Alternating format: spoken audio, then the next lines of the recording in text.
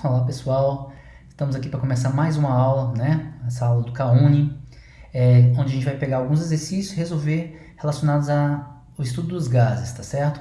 Então a gente vai fazer alguns exercícios de estudo dos gases, indo ali da parte inicial, a equação de Clapeyron, até a parte de primeira lei da termodinâmica, tá bom? Vamos lá então, começar essa aula. Olá pessoal, vamos lá começar mais uma aula nossa do Kauni, tá certo? Hoje vamos falar sobre estudos dos gases. Então vamos lá começar a responder. O primeiro exercício diz o seguinte, é do INEP de 2015, ou seja, do Enem de 2015. Uma pessoa abre sua geladeira, verifica o que há dentro e depois fecha a porta dessa geladeira. Em seguida, ela tenta abrir a geladeira novamente, mas só consegue fazer isso depois de exercer uma força mais intensa do que habitual. A dificuldade extra para reabrir a porta da geladeira ocorre por quê? Porque, letra A, o volume de ar dentro da geladeira diminuiu. B, o motor da geladeira está funcionando com potência máxima. C, a força exercida pelo ímã fixado na porta da geladeira aumenta.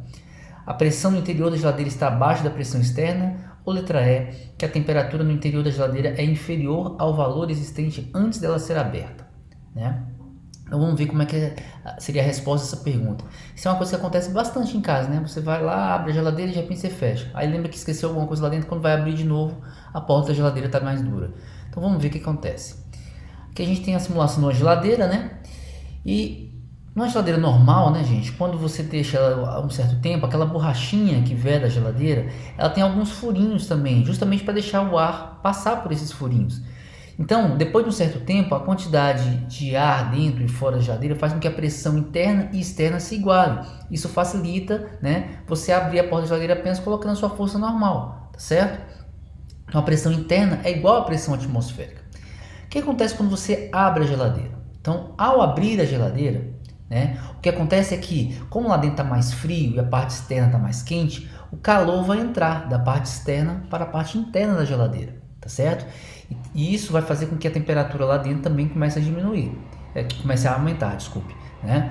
Uma vez que você fecha agora a porta da geladeira, o que aconteceu? Rapidamente, o ar que estava lá dentro, que estava um pouquinho mais quente, volta a esfriar. Então a temperatura lá dentro cai mais rápido do que a temperatura aqui fora, né? E como a gente lembra da formulazinha, né, do PVT por Votó, aqui eu cortei os volumes, por quê? Porque o volume lá dentro da geladeira é o mesmo, né? O volume do recipiente seria o mesmo, então eu já eliminei. Então você tem pressão por temperatura, pressão por temperatura.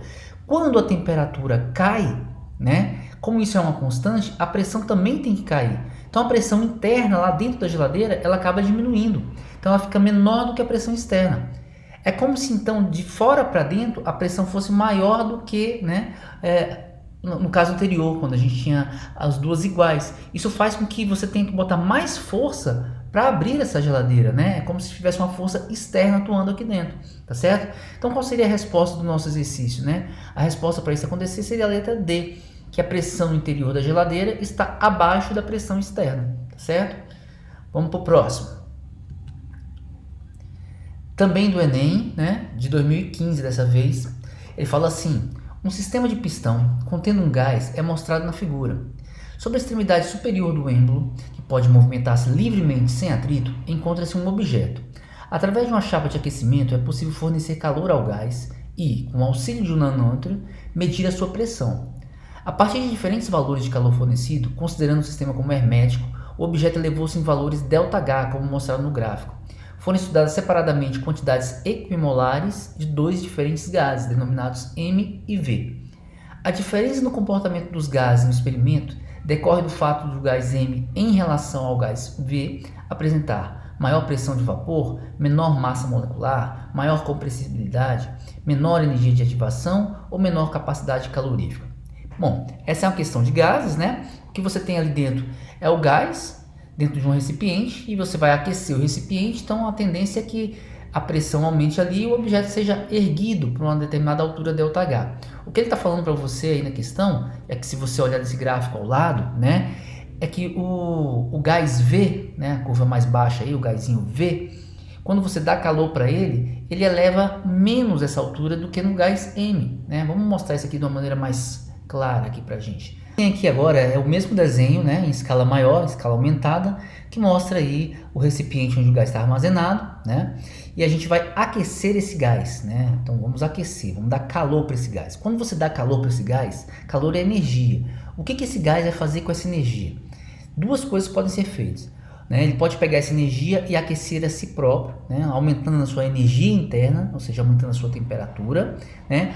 Ou parte dessa energia também pode ser usada para empurrar o êmbolo, ou seja, realizar trabalho, né? Alguns gases realizam mais trabalho, outros gases realizam menos trabalho, a gente vai mostrar isso. Então aqui, na verdade, quando você dá calor, uma parte aumenta a energia interna do gás, né? E outra parte vai para a realização de trabalho.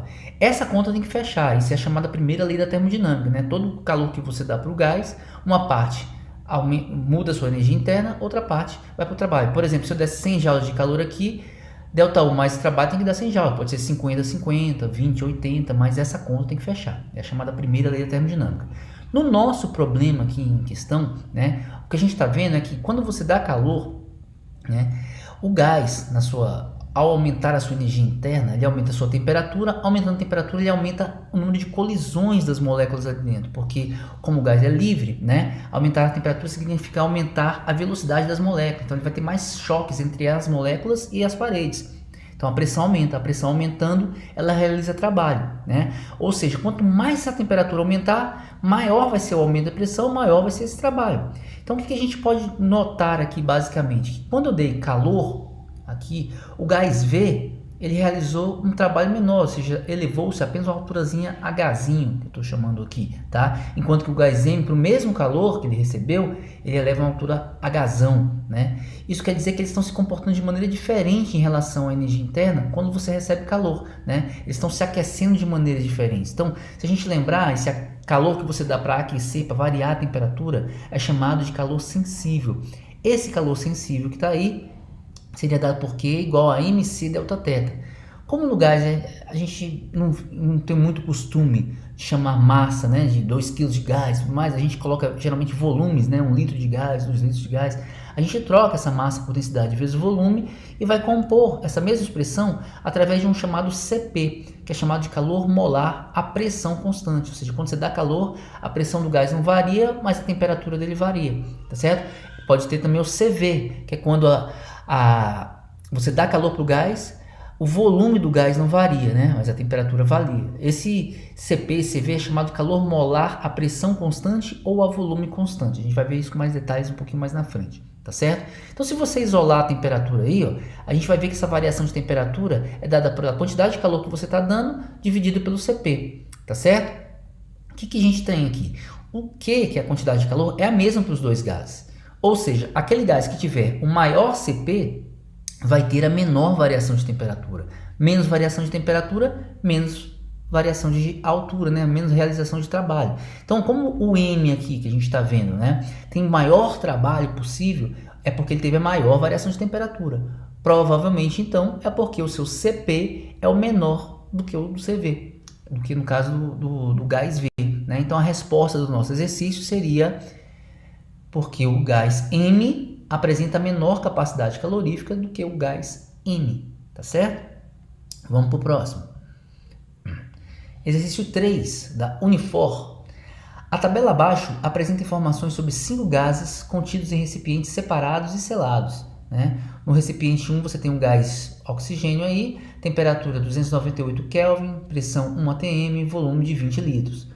O recipiente 2 tem outro, tem o hélio, o 3 neônio e aí vai, né? 4 e 5. Ele está perguntando para a gente qual é o recipiente que contém o maior número de moléculas, né? Ou seja, qual teria mais moléculas aí olhando para esse gráfico. Como é que a gente pode fazer o exercício? Então vamos lá. Colocar a tabelinha aqui em cima e vamos ver o seguinte. Em cada recipiente você tem um determinado gás a determinadas condições de temperatura, pressão e volume, né? A equação que relaciona essas três grandezas é chamada equação de Clapeyron, tá certo? E é dada por PV igual a nRT. Como que ele pergunta para a gente? É a quantidade de moléculas, né? O número de mols do gás está relacionado a isso diretamente. Então vamos isolar esse Nzinho aí e você vai ver que o N seria PV sobre RT. Aí o que acontece? Nesse exercício especificamente, você olhando lá em cima na tabelinha, você vai perceber que todos os gases aí estão à mesma temperatura. E todos os gases também estão sob o mesmo volume. Então, temperatura e volume nesse caso seriam constantes. Ou seja, o N que a gente procura dependeria somente de P e de R. Como o R também é uma constante, né? Então o N está diretamente relacionado, né? O número de mols está diretamente relacionado ao número P, né? O valor da pressão ali dentro. E quem é o valor da pressão ali dentro? Né? Quem tiver mais pressão vai ter mais números de mols, vai ter mais moléculas ali dentro. Portanto, você olhando aqui, você veria que aquele gás que tem a maior pressão é o gás de número 3, né? O neônio ali. Então, olha só. O recipiente que contém o maior número de moléculas é o de número 3. Essa seria a resposta do exercício 3 aí, ok? Vamos para o próximo. Exercício 4. O SE, da Universidade Estadual do Ceará. Considere uma garrafa de refrigerante posta verticalmente sobre uma mesa horizontal. Com a garrafa ainda fechada, sua parte superior entre a superfície do líquido e a tampa é preenchida por um gás pressurizado, ou seja, tem uma pressão ali. Considere que o refrigerante está inicialmente a 10 graus Celsius e passado 10 minutos esteja a 21 graus Celsius. Sobre o gás entre a superfície do líquido e a tampa, é correto afirmar que, ao final dos 10 minutos, ou seja, durante esse aquecimento desse gás, da garrafa ter ficado aquecida, ele teve sua energia térmica aumentada e a sua pressão reduzida. Ele tem sua energia térmica e pressão aumentadas, ele tem sua energia térmica e pressão reduzidas, ele tem sua energia térmica reduzida e sua pressão aumentada, né? Como é que a gente pode fazer isso? Então vamos tentar entender aqui mais ou menos como é que está acontecendo. Você tem uma garrafa fechada, né, tampada ali dentro, com líquido e o gásinho ali, que é o nosso refrigerante, e o gás do refrigerante entre o líquido e a tampinha, tá certo? Vamos dar uma ampliada nisso. Quando você amplia isso aqui, você vai perceber o seguinte, que o gás está ali entre a tampinha e o líquido, né? Então ele está ali agitado. Esse gás tem um certo estado, ele ocupa um volume, uma temperatura, né?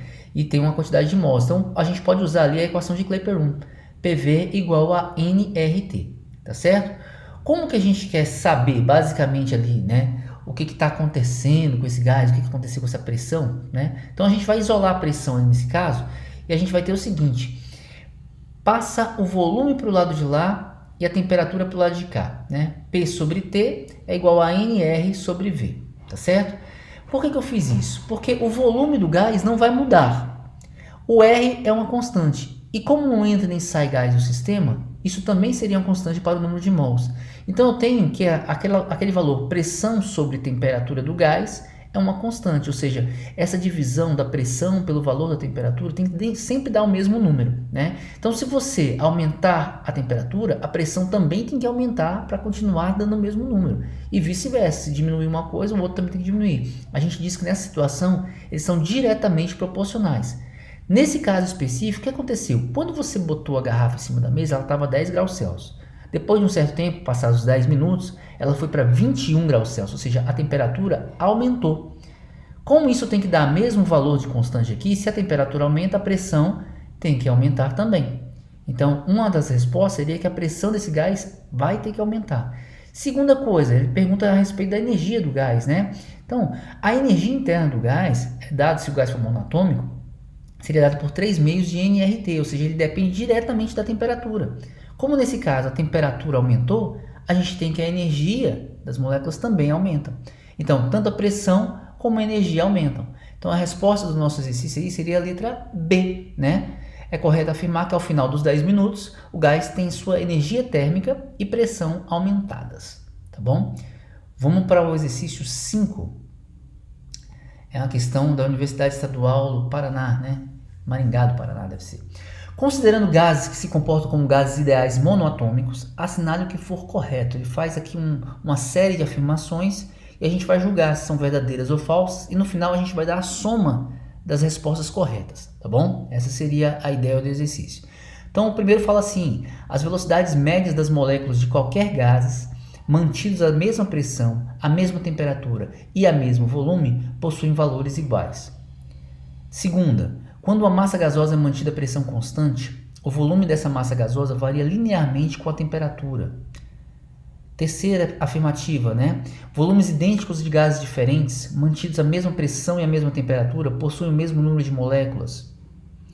Próxima, a temperatura de uma massa gasosa é diretamente proporcional à energia cinética média das moléculas dessa massa gasosa. E a última, quando uma massa gasosa é mantida a temperatura constante, a pressão dessa massa gasosa é diretamente proporcional ao seu volume. Então vamos ver isso aí, né? Vamos ver uma a uma. Isso aí tem a ver com teoria cinética dos gases. A gente encontra isso lá no final do capítulo de gases lá do nosso livro texto, tá bom? Vamos lá. A primeira afirmação fala assim, que as velocidades médias das moléculas de quaisquer gases mantidos à mesma temperatura, mesma pressão, à mesma temperatura e ao mesmo volume possuem valores iguais, né? Então vamos ver isso aí. A energia cinética, gente, num gás, o gás não tem energia potencial, então a energia cinética é somente a energia interna do gás. Toda energia interna do gás é somente cinética, né? A gente pode falar assim. Então quando você coloca as fórmulas das duas aí, energia cinética, mv ao quadrado sobre 2, e energia interna 3 meios de nRT para um gás monoatômico, como foi citado, tá certo? Ao cortar esses dois aí da vida e passar o m para o outro lado, você teria aquela equaçãozinha ali. E a gente sabe que o número de mols é a massa pela massa molar, então a gente pode trocar nzinho e mzinho por um mzão no denominador, tá certo? E ficar com essa expressão aqui, ó, que a velocidade média das moléculas, né, de qualquer gás é dado pela raiz quadrada de 3RT sobre M, ou seja, ela está diretamente relacionada com a temperatura do gás. Mas ele afirma lá em cima que para qualquer gás, né, as velocidades médias das moléculas de quaisquer gases mantidos à mesma pressão, temperatura e volume possuem valores iguais, a gente vai ver que não, porque ela depende do gás ali dentro. Né? Se for oxigênio, mesmo que tenha oxigênio a uma temperatura e o gás carbônico a mesma temperatura, a massa molar deles são diferentes. Então, dependendo do gás, a velocidade média das partículas ali vai ser diferente, mesmo que tenham a mesma temperatura. Segunda afirmação: quando a massa gasosa é mantida a pressão constante, o volume dessa massa gasosa varia linearmente com a temperatura, ou seja, se eu aumentar a temperatura, né, o volume também vai aumentar de maneira linear. Então a gente tem aí a equação PV é igual a nRT, né? Então a gente vai isolar e vamos ver o que acontece com o volume. O volume seria nRT sobre P, né? E se você olhar direitinho, o N é o número de mols, né? Então se não entrou gás nem saiu gás do sistema, isso é a constante. O R é uma constante. E a pressão, nesse caso, ele pediu lá no enunciado, ele disse que também seria constante. Então eu posso dizer que o volume é uma constante vezes temperatura, ou seja, aumentou a temperatura, aumenta o volume. Então, isso está correto, né? Eles são linearmente proporcionais, diretamente proporcionais. Próxima afirmação. Volumes idênticos de gases diferentes, né? Ou seja, 1 litro de oxigênio, 1 litro de gás carbônico, por exemplo, mantidos na mesma pressão e mesma temperatura, possuem o mesmo número de moléculas, né? Então, vamos ver. Se a gente pegar de novo a equação de Clapeyron, PV igual a nRT, e isolar o Nzinho, tem a ver com o número de mols, né? E a gente já pode associar diretamente com o número de moléculas. A gente teria que PV é igual, sobre RT é igual ao N. Aí o que ele fala lá no enunciado? Eles têm a mesma pressão, mesma temperatura, né? E volumes idênticos. Portanto, tudo isso aí é constante. Não interessa qual é o gás, PV, RT seria um constante para qualquer situação. Portanto, o número de mols seria constante. Então, isso aí está verdadeiro. Tá? 8. A temperatura de uma massa gasosa é diretamente proporcional à energia cinética média das moléculas dessa massa gasosa. Ou seja, se eu aumento a energia cinética média das moléculas, né, diretamente eu aumento a temperatura do gás. Então, se eu dobrar uma, eu dobro a outra. Se eu triplicar uma, eu triplico a outra. Será que isso é verdade? Então, a gente vai mostrar de novo. Num gás, né, não existe energia potencial, toda energia interna do gás é cinética. Então, quando você abre isso aí, eu posso dizer que a energia cinética do gás seria 3 meios de nRT. Vamos mexer um pouquinho nessa equação. O número de mols, gente, é o número de moléculas do gás dividido, né, pelo número de Avogadro, né, que é o número de... Um mol teria aquele número de Avogadro de partículas. Então, você pode trocar o N por isso aí, tá certo? E se você dividir agora todo mundo por Nzão, que é o número de moléculas, então eu teria, de um lado, a energia cinética média das moléculas dividido pelo número de moléculas, ou seja, isso me daria a energia cinética média por molécula, tá certo? E do outro lado ficaria N, que dividiria o outro N. Então, cortaria esse N e ficaria R sobre NA. Esse R sobre NA eu vou chamar de K, é uma constante, tá certo? E aí ficaria o seguinte, que a energia cinética média por moléculas é uma constante vezes a temperatura. Ou seja, se eu dobro a temperatura, eu dobro a energia cinética média por molécula. Se eu triplico também. Portanto, esse item aí também é verdadeiro. Ok? 16. Quando a massa gasosa é mantida a temperatura constante, você tem um tanto de gás a uma mesma temperatura que não muda, a pressão dessa massa gasosa é diretamente proporcional ao volume, ou seja, se eu aumentar o volume, eu aumento a pressão. Então, se você, de novo, jogar a equação de Clapeyron, PV é igual a nRT, né, e isolar a pressão, você vai ver aí, ó, nRT sobre V. Né? N é uma constante, R é constante, e a temperatura nesse caso, ele falou que era constante, então lá em cima todo mundo é constante, e embaixo seria o nosso volume. O que acontece se eu aumento V? Se eu aumento V, a pressão diminui, então eles não são diretamente proporcionais, são inversamente proporcionais. Né? Então a resposta do nosso exercício aí seriam que as afirmativas corretas seriam a 2, como a gente já mostrou, a 4 e a 8. Dessa maneira, se você somar aí 2 mais 4 mais 8, daria 14. Essa seria a resposta desse exercício 5, tudo bem? Vamos para o próximo exercício. Esse aqui é um exercício que envolve o cálculo de trabalho também, né? Que trabalho é o deslocamento que o gás faz, por exemplo, num determinado pistão e tudo mais. Então ele fala assim: um gás passa pela transformação termodinâmica ABCD indicada no diagrama pressão versus volume a seguir. Então você tem um gráfico que é pressão de um lado, volume no outro eixo, tá certo? Toda vez que você tiver um gráfico pressão pelo volume, a área sob a curva ali representa o trabalho. Você só tem que tomar cuidado com as unidades, né? Para sair trabalho direitinho e esse trabalho sair em joules, o volume tem que estar em metros cúbicos, como nesse caso aí, e a pressão tem que estar em newtons por metro quadrado, como nesse caso aqui, porque Pascal é exatamente isso, newton por metro quadrado, tá bom? Vamos lá. Nessa transformação, a energia interna do gás diminuiu 25 joules. Né? Então, de A até chegar em D lá, a energia interna do gás diminuiu 25 joules. Isso quer dizer que o gás resfriou, tá, gente? Se a energia diminui, o gás está ficando mais frio. Aí falou assim: na transformação de A, B, C, D, qual foi o módulo do calor trocado pelo gás com o ambiente em joules? Ou seja, quanto de calor o gás perdeu ou ganhou do ambiente em joules para fazer essa transformação acontecer aí? A, B, C, D. Né? Então, vamos tentar explicar isso de uma maneira bem mais tranquila. Aqui eu representei a mesma figurinha que a gente tinha antes e vamos colocar aqui, ó. Essa é a equação que a gente chama de primeira lei da termodinâmica. Delta U é igual a Q menos o trabalho, tá certo?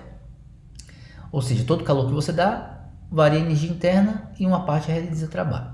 Nesse nosso exercício ele falou que o delta U nosso aí é entre A, B, C e D. Então eu vou representar abaixo delta U ABCD, a quantidade de calor trocado no ciclo ABCD e o trabalho no pedacinho ABCD. Se fosse trecho 1, trecho 2, você ia fazer a mesma coisa, colocar os índices aí abaixo, né, das variáveis.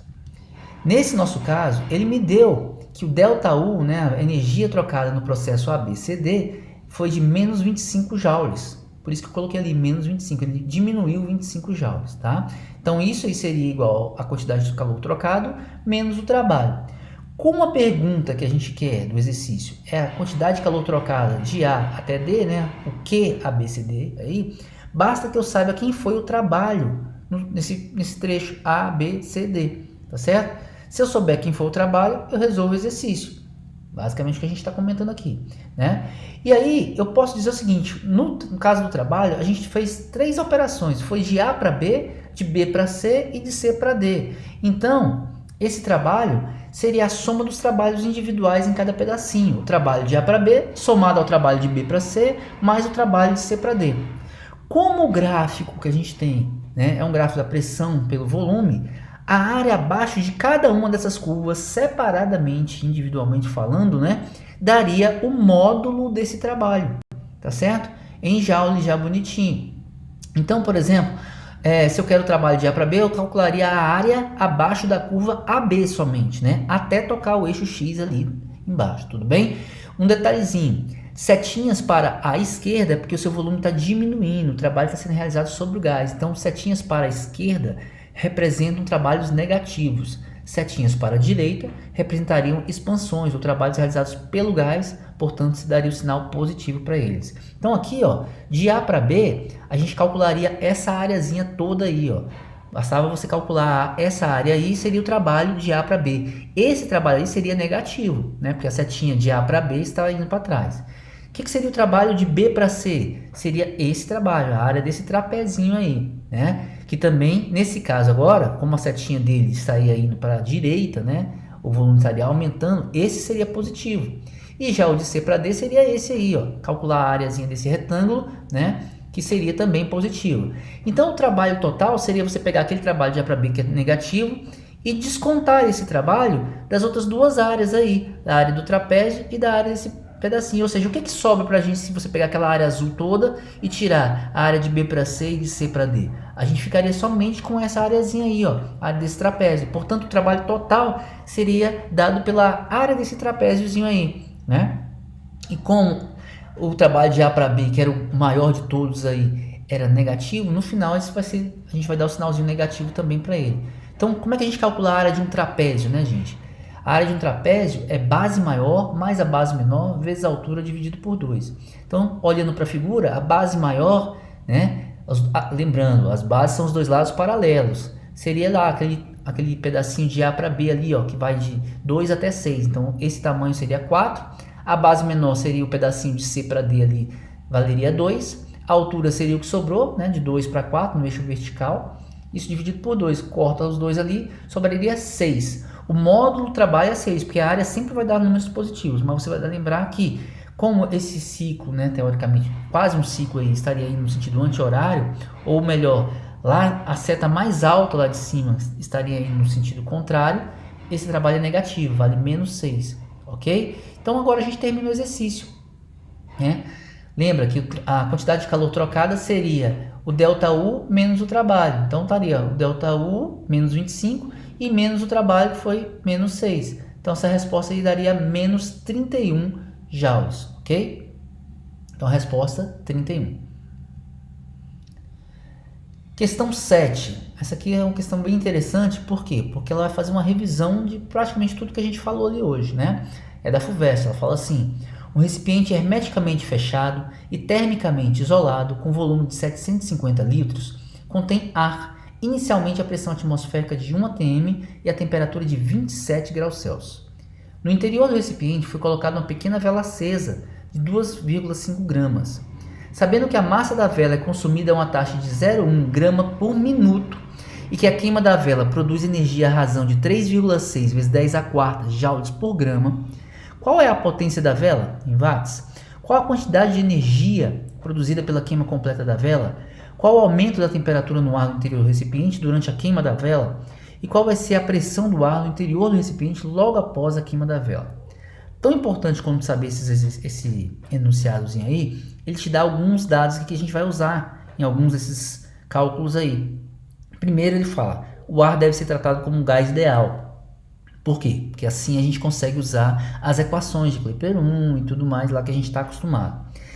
Segunda coisa, que o volume de 1 mol de um gás, a pressão atmosférica de 1 atm e a temperatura de 27 graus Celsius, como no nosso caso, é de 25 litros, ou seja, 1 mol de gás ocupa 25 litros nessa temperatura. O calor molar do ar a volume constante, nosso CV, é de 30 joules por mol vezes K. A constante universal dos gases, ele pede para você considerar como sendo 0,08 atm vezes litro mol vezes K. E deve ser desconsiderada a capacidade térmica do recipiente, ou seja, ele não participa das trocas, e a variação da massa de gás no seu interior devido à queima da vela. Tá bom? Então vamos lá, vamos começar devagarzinho pela letra A aqui. Ele quer saber qual é a potência dessa vela acesa. Lembra, a vela está produzindo energia a uma razão de 3,6 vezes 10 a 4 joules para cada grama que ela queima. Só que potência, né, é energia pelo tempo, né, gente? Então a gente vai ter que saber por quanto tempo ela vai queimar essa 1 grama. O que ele falou para a gente? Que a vela consome o seu material aí a uma taxa de 0,1 grama por minuto. Então aqui a gente poderia fazer de duas maneiras. Colocar tudo numa fórmula só, né, arrumar essa fórmula, ampliar essa formulazinha e quebrando as coisinhas lá dentro, as variáveis, para achar uma resposta mais direta, ou fazer como eu vou fazer aqui. Parece um pouco mais braçal, mas fica talvez mais fácil de você entender em casa. Fazer por regra de 3, tá bom? Então vamos lá. A primeira fala o seguinte, vamos descobrir por quanto tempo essa vela tem que ficar ligada para queimar 1 grama. Se em 1 minuto você consome 0,1 gramas, em quanto tempo você consumiria essa 1 grama? Então, se você multiplicar cruzado aí, você vai achar o tempo de 10 minutos ou 600 segundos. Esse é o tempo que a vela tem que ficar ligada, né? Ligada ou acesa, melhor dizendo, tá certo? Para liberar aquela energia lá, ó. Então, o que a gente tem aqui? Para consumir 1 grama da vela, 600 segundos me dão essa energia, 3,6 vezes 10 a quarta joules, que era por grama. Então, essa mesma quantidade de energia é consumida em 600 segundos. Quanto de energia é consumida em 1 segundo? Né? Porque a potência é energia pelo tempo. E aí eu quero achar essa resposta em joules por segundo. Então, em 1 segundo eu consumiria quanto? E aí eu vejo que eu vou consumir 60 joules em 1 segundo. Isso é a potência da vela, né? Ou seja, a potência seria 60 joules por 1 segundo, ou lembrando que joule por segundo é watts. Portanto, a resposta seria 60 watts para a letra A, ok? Vamos para a próxima letra aí que ele pergunta. Qual a quantidade de energia produzida pela queima completa da vela? Né? O que ele falou para a gente? Que para cada grama da vela consumida, a gente tem 3,6 vezes 10 a quarta joules de energia, ou seja, 36 mil joules de energia queimado para cada grama. Como a vela inteira tem 2,5 gramas, se ela queimar tudo, né, a gente teria uma energia de quanto liberada? Né? Então, 1 grama, 3,6 vezes 10 a quarta. 2,5, x. Então, se você multiplicar cruzado, a gente vai ter o valor de 9 vezes 10 a quarta joules, ou 90 mil joules foram queimados durante essa queima completa da vela, tá certo? Letra C. O aumento ΔT da temperatura do ar no interior do recipiente durante a queima da vela. Ou seja, depois que essa vela queimou toda, logicamente ela liberou calor no ambiente. Esse calor vai esquentar o ar do ambiente, né? Esse ar do ambiente vai esquentar. E qual vai ser a variação da temperatura desse ar? Lembrando que o ar inicialmente estava a 27 graus Celsius, né? E a sala ali tinha 750 litros de espaço.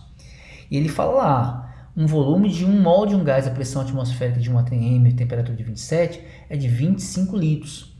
Calor molar do ar a volume constante, 30 joules por mol. Então, como é que a gente descobre qual é essa variação de temperatura? Então, vamos lá. Usar o que a gente já sabe, né? Se eu quero variação de temperatura ao dar calor para um corpo, esse calor é um calor sensível, que é igual a mc Δθ, né? Então, se você tivesse a massa de ar que você está esquentando, né, e o calor específico desse ar que você está esquentando, você conseguiria resolver essa questão aí, né, desde que você tivesse a quantidade de calor. E a gente tem pela letra B, tá? Aqui eu vou manipular um pouco essa equação para a gente substituir massa, calor específico, pelas coisas que ele nos deu. Ele deu o calor molar do ar, né? Ele deu, por exemplo, não deu a massa, ele falou em litros. Então vamos arrumar isso aqui, ó. Eu posso fazer assim, ó. A massa pode ser escrito como sendo N mzão, né? Porque o número de mols é mzinho por mzão. Então, se você passar multiplicando, ficaria N mzão Czinho. E aí, esse mzão Czinho, que é a massa molar do gás, vezes o calor específico desse gás aí, a gente troca ele pelo tal do CV, tá certo? Isso seria assim, ó, NCV ΔT, ok? Então, eu tenho o Q, que é a quantidade de calor que a vela jogou no ambiente, foram os 90 mil joules que a gente calculou na letra B. Eu tenho o CV, que vale 30 joules por mol vezes K. E quero o ΔT. A única coisa que eu não tenho é o N, que é o número de mols de ar, né, que estão presentes ali na sala. Eu sei que tem 750 litros ali dentro. Como é que eu posso fazer isso? Ele me falou que cada mol ocupa um volume de 25 litros. Como eu tenho 750 litros, dá para a gente deduzir qual é o número de mols. Então, a gente pode fazer o seguinte, ó. Para determinarmos o N, né? 1 mol ocupa o volume de 25 litros. Então, quantos mols eu teria nesses 750 litros? Eu vejo que são 30 mols. Então, agora eu vou colocar esse 30 mols no lugar do Nzinho aqui na última expressão, né? 30 no lugar do CV e 90 mil no lugar do Q. E vou achar a variação de temperatura, né? Então, a gente pode simplesmente substituir diretamente, ó. 90 mil, o 30 e o 30. Isso daria 10 a 2, ou seja, 100. Agora, cuidado, 100 graus Celsius, né? Nesse caso, como o CV estava por K, né? Mol vezes Kelvin, a resposta aqui é uma variação de temperatura de 100 Kelvin, tá certo? Lembrando, variações de temperatura em Kelvin são iguais às variações de temperatura em graus Celsius. Então, 100 Kelvin ou 100 graus Celsius foi a variação da temperatura do ar, tá certo? Então, aumento da temperatura do ar no interior aí, 100 kelvins, ou aumento de 100 graus Celsius também, tá bom? Letra D, a pressão do ar no interior do recipiente logo após a queima da vela, né? Então, ele quer saber qual a pressão do ar nesse momento, depois que a vela queimou. Então, como você tem uma determinada massa gasosa em um ambiente fechado, né? Ele está de um jeito, ou seja, num determinado estado, a gente vai usar a equação de estado, a equação de Clapeyron, PV nRT, ou aqui neste caso, né? Como eu tenho o estado inicial do gás lá dentro e tenho o estado final do gás lá dentro, eu posso usar de uma maneira até mais fácil a equação do PVT-Pavlov aí, a chamada lei geral dos gases, né? Já que você tem um monte de coisinha ali dentro. Aqui a gente vai desprezar apenas o volume, né? Que o volume da sala seria o mesmo, 750 litros antes e depois da queima da vela. Então, se a gente cortar o volume ali dentro, a gente ficaria só com PI sobre TI, PF sobre VF, sobre TF, desculpe. As pressões iniciais, a pressão inicial era de 1 atm e você quer a pressão final. A temperatura inicial, 27 graus Celsius. E a temperatura final é os 27 mais o 100 que aumentou, né? Seria os 127 graus Celsius. Então, a gente teria algo assim, ó. 1 atm, 27 graus Celsius, né? Pressão final, que é o que eu quero. 27 mais 100, que foi a temperatura final do nosso gás ali na sala, nosso ar ali da sala, né? Só que essas equações, tanto a de Clapeyron como essa aí, que na verdade é uma decorrência da equação de Clapeyron, elas são calibradas para serem trabalhadas com temperaturas em Kelvin. Você não pode simplesmente colocar aí, fazer e depois querer converter. Não dá certo. Então a gente vai trocar essas temperaturas em graus Celsius por Kelvin, né? Então ficaria os 27 graus Celsius, 300 Kelvin e os 127, 400 Kelvin. E aí você vai passar o 400 para o outro lado e aí a gente ficaria com 400 dividido por 300. Isso daria uma pressão final de 1,33 atm. Essa seria a pressão final da sala, né, do ar da sala, depois que a vela queimou. Antes era 1 atm e agora 1,33 atm, ok? E a gente encerra a nossa aula por aqui hoje. Fiquem com Deus aí, um abraço, até a próxima.